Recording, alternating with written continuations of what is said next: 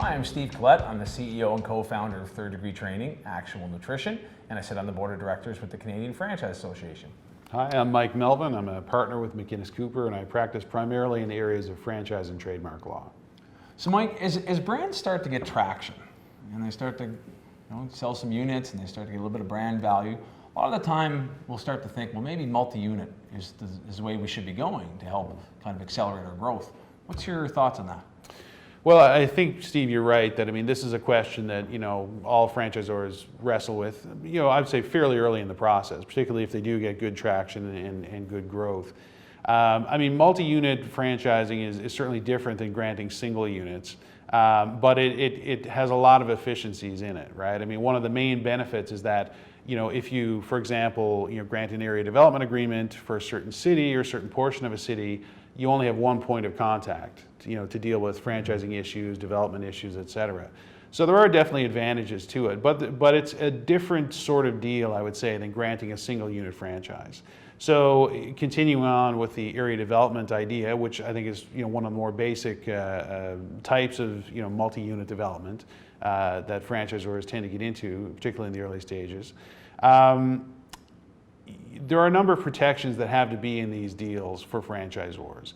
And one of the key concerns that I always have is, is the franchisor locking up too much territory, right?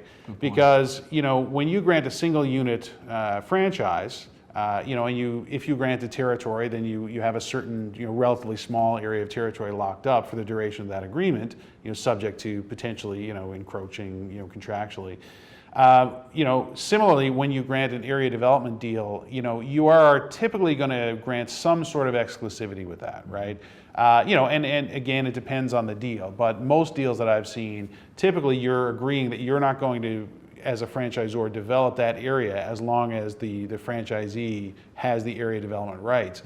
The problem with that is that if you have an underperforming developer, you can be locked out of a territory, and there may be other people coming in sort of knocking on the door or ringing the phone trying to get a franchise in that area, and you have to turn them away because you've sold the rights, at least for a certain period of time, to someone else.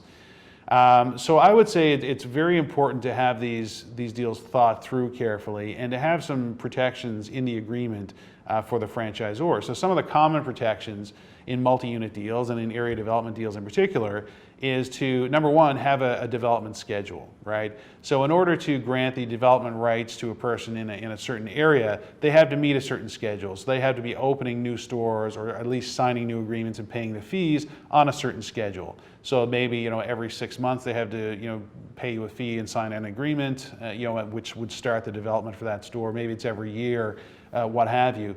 But there has to be some sort of performance standard involved that will enable you to then move in if the territory is not being exploited properly. I also like the idea of incorporating sort of territory encroachment language into these agreements. I don't know that that's a standard thing that you would see in all area development agreements, but essentially to give you at least some means of dealing with other people if the area developer is not really living up to their end of the bargain. Right. So what we've done in some agreements is essentially to give a right of first refusal to the developer. So if there's someone else who wants to come in, give an additional or set up an additional location in the area, we will offer it to the developer as one of their development franchises. But if they don't want to do it, then we can deal with someone else. Right. So there are a number of different ways you can protect yourself, but really you want to make sure you don't get locked out of too much territory and that it's not too difficult to get back in. Right. Yeah. Very, very important info, Mike.